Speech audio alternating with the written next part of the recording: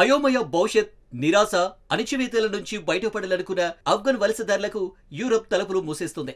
గతంలో హక్కున చేర్చుకున్న దేశాల నుంచే ఇప్పుడు ఆఫ్ఘనిస్తాన్లో ఏరివేస్తున్నాయి. యూరోపియన్ దేశాల నుండి మరోసారి ఆఫ్ఘన్ల బహిష్కరణలు పెరుగుతుండగా శరణార్థుల భద్రత, హక్కులు, పునరావాస భవిష్యత్పై తాలిబాన్ సర్కార్ చేతులెత్తేసేలా సీన్ మారిపోతుంది. శాంతియుతంగా బతకాలని పరాయి దేశాలకు పొట్ట అరచేతిలో పెట్టుకుని వెళ్లిన ఆఫ్ఘన్ల బతుకు బస్టాండ్ అవుతుంది.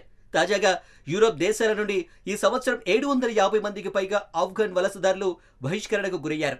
గతంతో పోలిస్తే సంఖ్య తక్కువే అయినా ప్రస్తుతం యూరోప్లో ఉన్న 4.77 లక్షల మందికి పైగా ఆఫ్ఘన్ల భవిష్యత్తుపై నీళ్లు కమ్ముకుంటున్నాయి. 2017లో 1,00,000 మందికి పైగా బహిష్కరణకు గురవుతారని అంచనా వేసినప్పటికీ అంతర్జాతీయ ఒత్తిడి, సహాయక సంస్థల జోక్యం వల్ల ఈ సంఖ్య తగ్గింది. ఆఫ్ఘన్ శరణార్థుల పునరావాసం కోసం యూరోపియన్ యూనియన్ 2017 నుంచి ఏడాదికి 80 మిలియన్ యూరోలు, అదనంగా తిరిగి వచ్చిన వారి అవసరాల కోసం 124 మిలియన్ యూరోల నిధులు కేటాయించింది.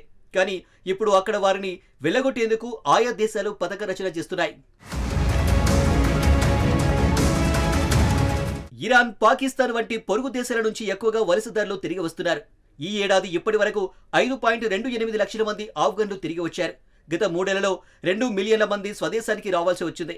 ఈ క్రమంలో పాకిస్తాన్ ఇటీవల 460 మంది ఆఫ్ఘన్ ఖైదీలను టోర్కాన్ క్రాసింగ్ ద్వారా ఆఫ్ఘనిస్తాన్కు అప్పగించింది.